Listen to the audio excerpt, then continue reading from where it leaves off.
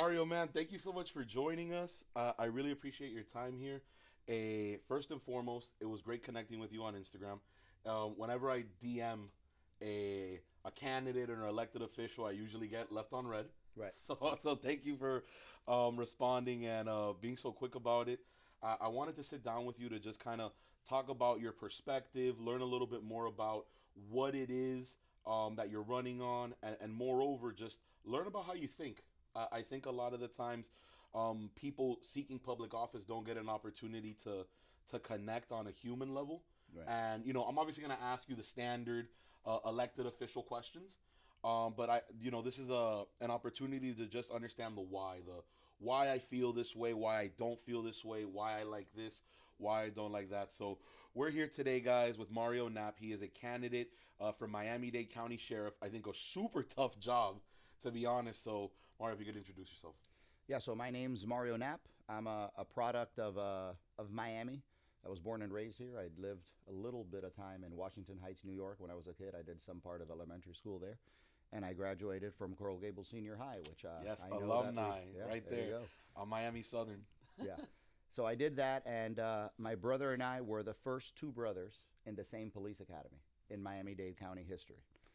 And then after that, there were two. The Carreras brothers were right after us in the following class. And since then, I didn't want to do any more than be a lieutenant. That was my goal. Like my personal goal was to be a sergeant in the SWAT team and become a sergeant. And then later on, I remembered that my grandfather was a lieutenant in the Cuban Army, Okay. and obviously had to flee when Fidel came. And so then I thought, you know what, I'm going to be a lieutenant for him.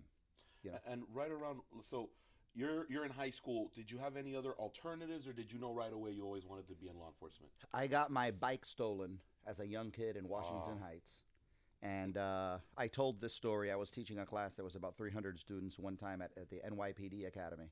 And I told the story. I was trying to get a hold of his family just to give him like a commendation because I made captain I was a captain at the time. But I wanted to be a cop because of an Irish NYPD cop named Detective Lehan from the 34th Precinct in Washington Heights. did you have an accent? I don't remember because I was a kid. Yeah. I would have never picked up an accent. You know, growing up in Washington Heights, I didn't know what black, white, Hispanic. We didn't know what any of that was. All right. We didn't even recognize. I didn't recognize color. I didn't know what that meant until we moved down to Miami.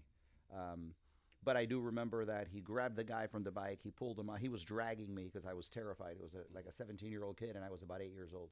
Oh wow. And when he went and he grabbed the guy and he took the bike, he to me looked like he was 7 feet tall, bulletproof, and invisible, Like Superman. like He just Superman. came And and saved the day, rescued and you there were a from peril. bunch of guys that came and tried to, interrupt the arrest. And he just, to me, I was like, that's what I want to do. Yeah. I don't ever want somebody else to feel like how Right, I felt in right, this right, right, position. right. Yeah. Yeah. Okay. And do you think that Miami and New York are similar, more apart than similar? Two big cities. They both get a lot of bad rap. Yeah. We both have accents. So it's funny because when I came down from New York back to Miami in junior high in Ponce, everybody Ponce de thought, Leon? yeah, Bro, we have the trajectory. I went to Kinlock, but Alex, did you? No, I went to Coral Gables. Okay. But that's a very common trajectory. yeah, yeah. The Southwest, right there. yeah. So I lived in an area called Patorita. I lived right behind La Carreta Mhm. on 8th Street and 32nd or 37th, Yeah. right behind that. But when I came back from New York, people thought that New York was like the crime was so. I mean, it was like Streets of New York. You know what I mean? It was Yeah, like gangland, like the you movie can't even walk Warriors. outside. Remember that? Yeah. Yeah, that's what it looked like. And to a degree, it was like that. I mean, our neighborhood was really really rough, but we didn't know, and we didn't know how broke we were. I bet your parents played an influence in not seeing that. Yeah, so it's funny because my mom, she's a single mom. I got raised by my mom and my grandmother, Mhm. and they worked two jobs here and there. I mean, it was bad. We got our Christmas gifts at the dollar store. Didn't even exist back then. It was the 10-cent store. Ah, My grandmother would say, inflation's my grandmother would say, "Dringsing." a trece? That's what she would say. I always thought it was a train station Yeah. until my aunt later cleared it up. No, she was trying to say el 10-cent store. She would say el Dringsing. A trece. But that's where we got our Christmas gifts. Yeah. But we had no clue how broke we were. We were happy. We were playing in the street all day with our neighborhood kids. And like I said, we didn't see color. We didn't see race. we didn't see anything like that. We were just a bunch of kids in New York. Yeah. You know? So up to the point where you graduate from Coral Gables, what's your next move? Do you immediately go into law enforcement? Do you go get higher education, or do you go to the academy? What was your route? Yeah, so I had a few other jobs, but my sights were set. I had to wait until the time. So I was looking at my watch, just waiting to turn 19 years old to be able to apply.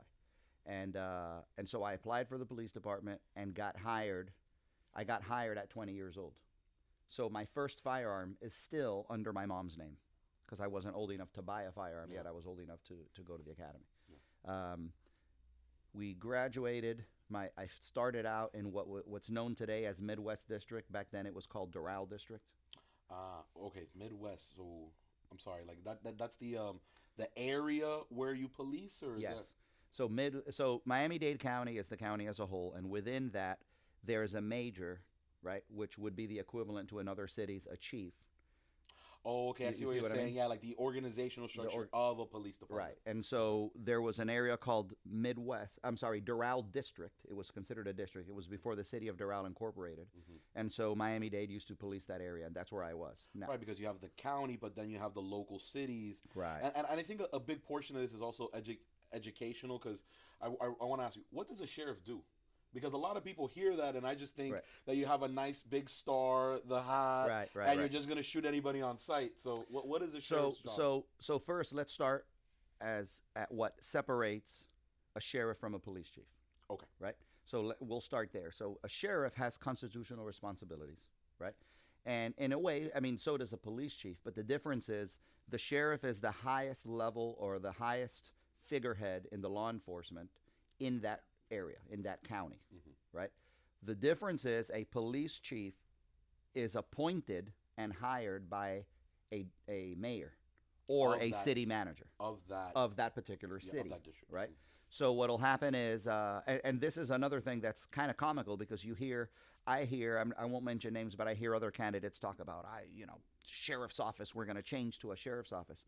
Miami is unique Miami-Dade is because Miami-Dade County is a sheriff's office, and we always have been a sheriff's office. And I brought something to prove it to you, because we have a lot of people that don't know, and the politicians are now jumping in and they're telling you, well, we need, a sheriff. No.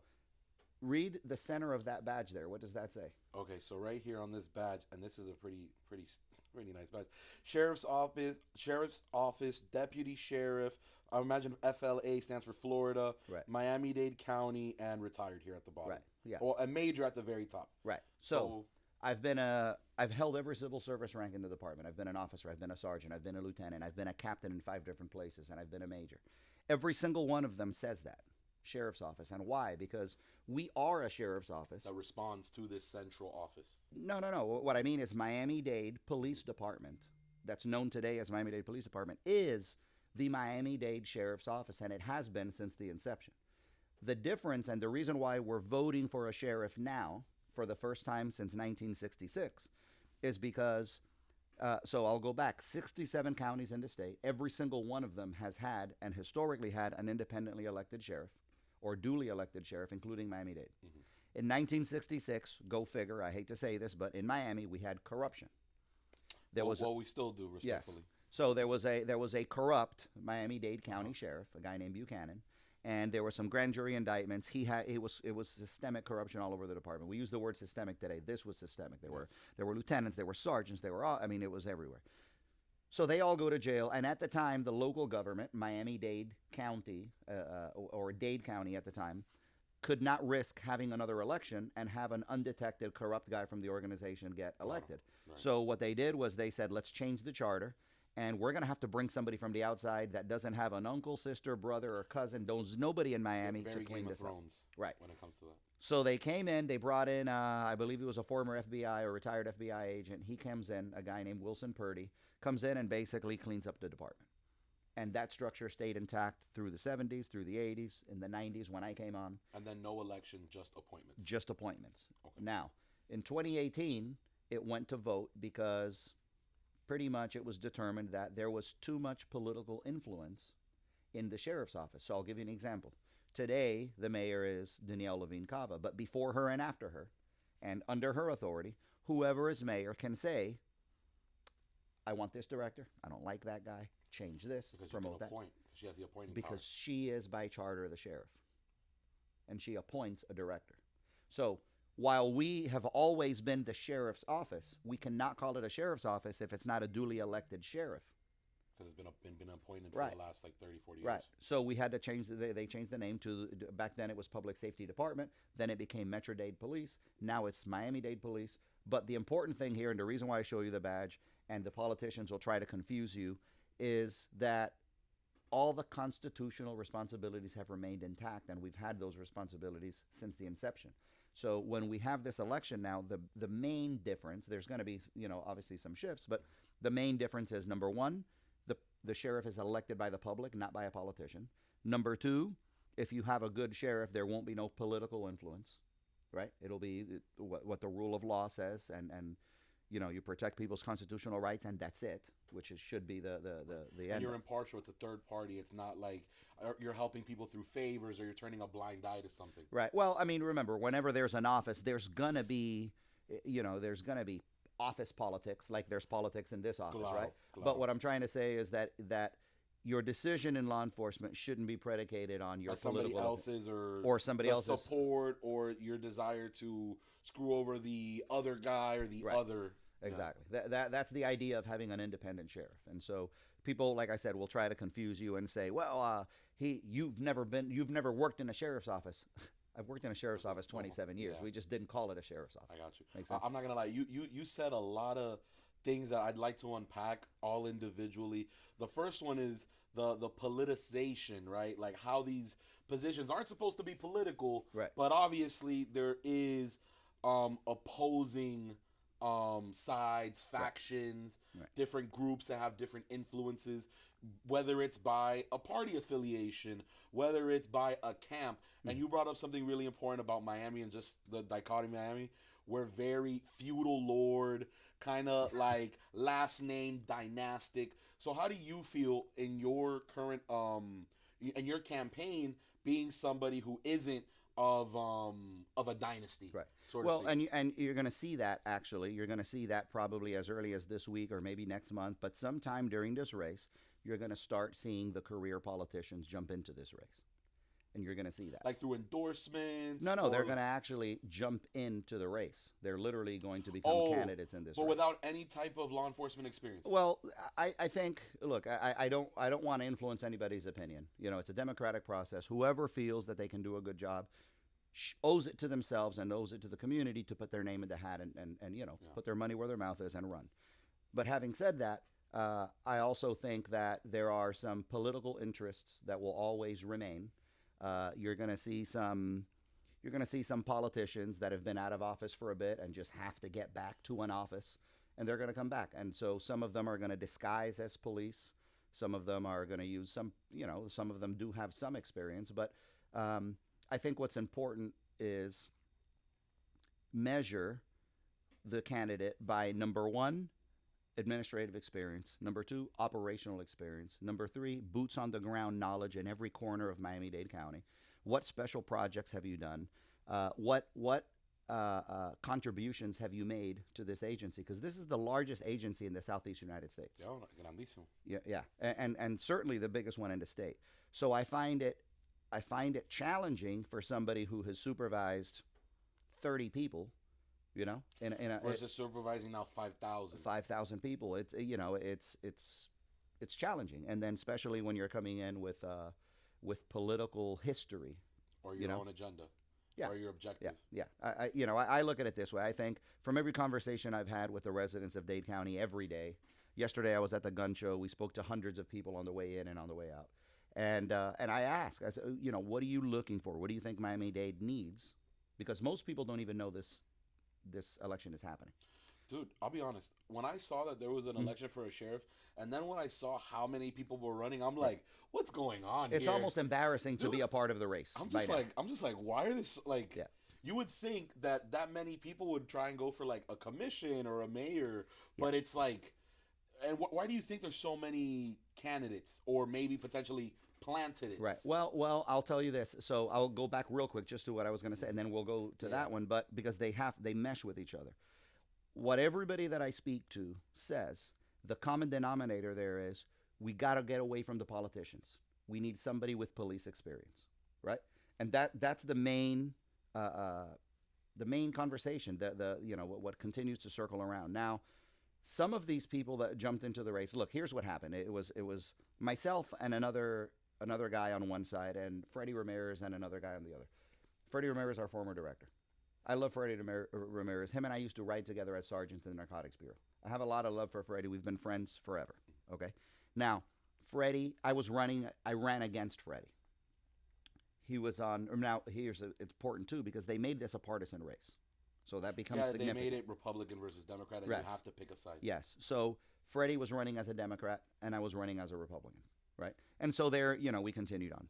By the way, this should not be a partisan race. I agree. This has nothing to do with Republican or Democrat. It should not be a partisan race. We can get into that, but what ends up happening is during this entire thing is me and Freddie were in. We were the major ones competing. Yeah. Freddie has his unfortunate incident, and he pulls out. Now all of a sudden, again, let me preface by saying anybody who thinks they can do a good job should and knows it to themselves and to the community to do it. However, if you look at some of the people, they're just opportunists. I mean, they're I have a hard time. I have a hard time looking at some of them and going, I mean, really? Yeah. Really? So, having said that, I really think there's only 3 real candidates in the race. It's up to everyone else to decide who those are. Yeah. And I think I'm one of them. No, and I'll be honest, from my work with candidates and kind of my experience in politics, because my forte is the door knocking, the outreach, and building strategy. Yeah. I'll tell you, I really do commend that for somebody as a first-time candidate to have been able to raise this much capital, which I know you told me before this that it's not that much. I'm like, it's you up there. Right. Compared to your competition, though, and that's what kind of tells me, like, bro, what's going on here? Like, I would have never expected that a sheriff's race would have had so much interest. Right. Kind of goes back to the whole politicizing of it. Exactly. So this is kind of like a 2-part question for you. Do you feel that the Republican and Democrat on this race impacts it negatively, or do you feel that it helps you in your race, considering Miami-Dade is a huge Republican stronghold? So I think whether you determine or the decision as to whether it's going to be negative or positive depends on where you're sitting.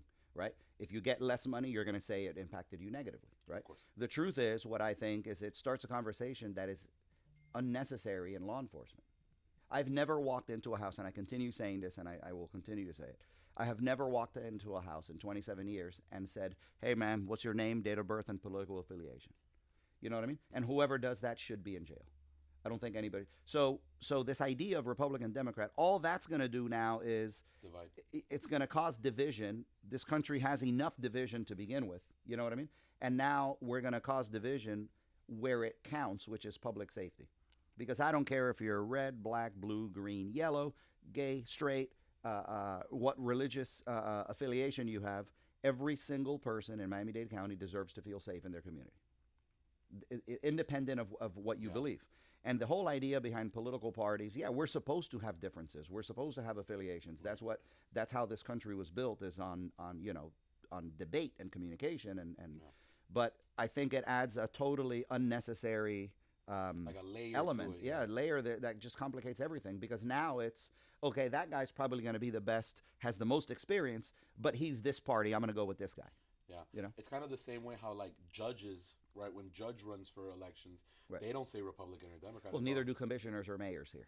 But then it's so interesting, right? But they actually, their political views influence their decision making, and I'd be on the boat of, no, I would want to know where you lean. Right. But when it comes to law enforcement, it's like, you're going to save the day regardless if that person's Republican or Democrat. And you're going to arrest somebody regardless if they're Republican or Democrat. It's almost like the roles are reversed. They should be reversed because, yes, it makes a huge difference. But look, I mean, the sheriff's office is not the only one that should not be partisan and is. Look at the supervisor of elections. Do you want the person counting votes to have a strong opinion either way or a strong affiliation either way? And right now it is. They do, And think of the tax collector. Do you want the tax collector being? Because now that guy can, you know what I mean? Like, it's just, it's weird. But I do think that I if I was voting for a mayor, if I was voting for commissioners, I would rather know where they stand than a sheriff. Because a sheriff, the constitutional responsibilities are really easy. We're going to protect people's constitutional rights. That's it. White, black, blue, green, or indifferent. And that's how it should be.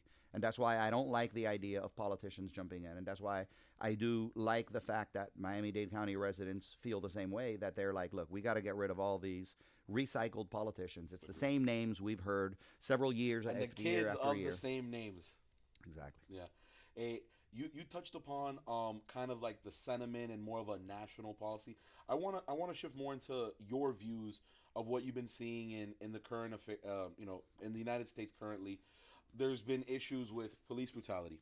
There's been issues with school shootings. Right. There's been issues just overall that the sentiment towards cop. I think being a cop is way harder now because of the way how the media influences it. Right. So what do you see the state of policing, law enforcement at the national, and then is the local, right? Is your race representative of what you see at the national level, or do you feel like Miami is very niche in how this election, how the feedback you've been getting versus what you see nationally? There's a lot to unpack there, but we'll start with from a use of force or from a police brutality point of view. I was the use of force subject matter expert for Dade County for 18 years.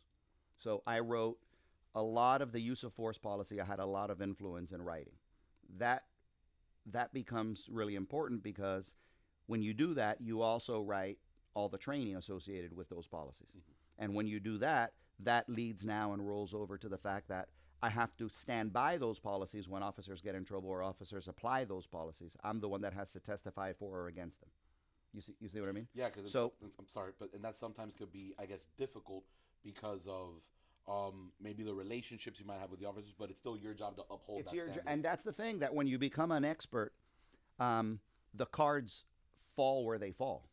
You know what I mean? And even if I wanted to help a guy that's a friend of mine, I can't help him because then I lose credibility on the next case. Mm-hmm. You know what I mean? And once you lose credibility as an expert, I can no longer help anyone once I lose credibility. Does that make sense? Yeah. So it's one of those things where I know that a lot of people receive their criminal justice degrees watching CSI Miami. Definitely. But it doesn't always happen that way. It's not easy to move things around and shape things, and especially now with body-worn cameras. What you see is what you see. Now, we can go in a rabbit hole there too. But on a use of force side, I've been writing policy for a long time. A lot of the stuff that the public is saying is just simply, we can either say it's incorrect or they're lies, depending on how malicious you want to make the reporter to be. But this idea of police brutality is fake. It doesn't make sense. It's what you call an availability heuristic, right? If I were to tell you and ask you how many beachgoers go from South Beach all the way to, I don't know, pick whatever beach you want to the tip of the state. So like all over. Yeah. Think of the hundreds and hundreds and hundreds of thousands of people that go into that water every single day. Like the entire east, like the Atlantic coast of Florida, basically. No, South Beach to all over. That's easy enough, right? Tens of thousands. Tens of thousands per day. Now let's move that over to a month and see how that magnifies, right? Now, if there were 2 shark attacks in a period of that month, the second shark attack, they would be saying that there's an attack of sharks, there's a pandemic, and the whole thing. And it's because that shark attack will be on the news 24 hours a day for the next 2 weeks. And that's all that's in your face. But what's not in your face is how successful beachgoers were all those hundreds of thousands of times. At going to the beach. Right. Or police officers preventing crime and stopping crime. Well, there's 65 million contacts that officers have on a national level with the public. We apply force less than 1% of the time. And when I say apply force, I mean grabbing somebody, anything that's considered force, which is, again, I don't want to make this a use of force lecture, but the moral of the story is we actually deploy our firearms. It's such a small fraction of the time, yet the media will make you think that we're out there.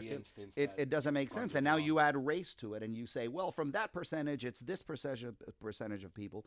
And the stats just do not coincide with reality. The stats that they report do not coincide with reality. So, but I did do something that about a year and a half ago, I lose track of time, but I did come up with something that over 50 agencies have implemented. and that is a force avoidance framework for law enforcement. And basically what that means is, because I talked about this idea that, we only hear about what we report. If we don't report it, we don't hear about it. So one of the things I came up with, and again, 50 agencies adopted it, is a force avoidance framework where it's really easy for an officer to, whenever an officer is totally justified to use force, but is able to de-escalate either verbally or whatever, and chooses not to use force because he could have, but he didn't have to, Right. which happens a lot. I mean, it happens a lot every single day, but it never goes reported. At all. So now what I proposed is a force avoidance framework. We have cameras. The officer says, I was justified to use force. I didn't. I was able to de-escalate. Now the sergeant comes over, looks at the video, and says, yep, he was definitely by policy justified to use it. We write that simple report. It goes in the officer's file. And now if tomorrow somebody says this guy's had 2 shootings, You have a precedent. I can say, well, wait a minute. No, hold on. He's not a loose cannon. He just had 34 force avoidance reports where he was totally justified to use force but didn't. Does that make sense? So more important than what you document is what you don't document. Right. Right? And we need to have that documentation. And at the end of the day, I don't know of any group, of any politically affiliated group that wouldn't want all that information, because it's just more information. I think from a civilian's perspective, it's like, there's common sense, and then you can see that the media definitely will play something and just go crazy with it. Right. I've participated in a handful of cafecitos with an officer. Right. And I guess my follow up to this is, how can you further improve community relationships? Yes. But I definitely think that national media Mhm. is gonna pollute, is going to definitely sway Right. the layperson's perspective of how officers are. It's like the same way how, and I'm gonna be completely honest, when an officer comes in behind my lane, I'm like, oh, Yeah. at 10 and at 2, and I'm like, okay, espérate. Right. So how is it a cultural thing? Is it a societal thing? Where do you see the shift can be made to where people are more trusting of police officers and law enforcement? Well, you brought up two things that I want to cover. And one thing is, when you talk about nationally and you talk about here, I want you to look at all the issues that we had nationally, yet they weren't that strong here. Yeah, no.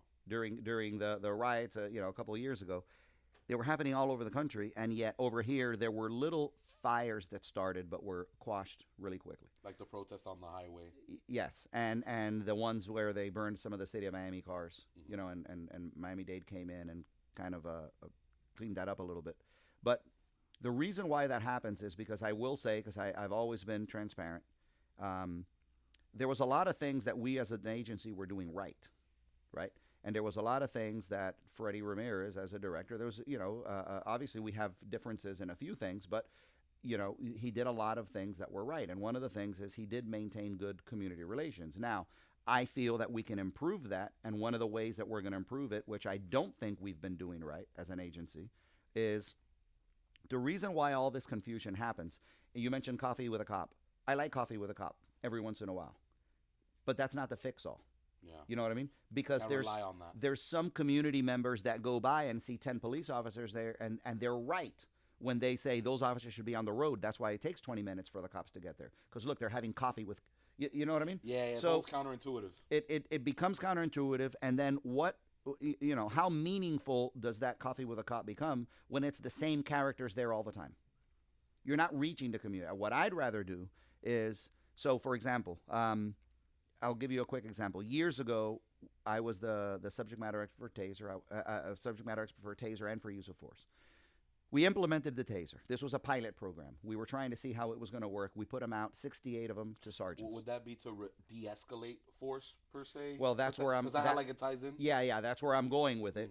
You kind of let the cat out of the bag, but no, but that was good because you saw where I was going. Yeah. What I'm trying to tell you is we did it, then we put more on the road, it was working, and the next thing you know, the media would call and say, hey, you guys are using these new electric weapons, can we do it? I'm a sergeant at the time.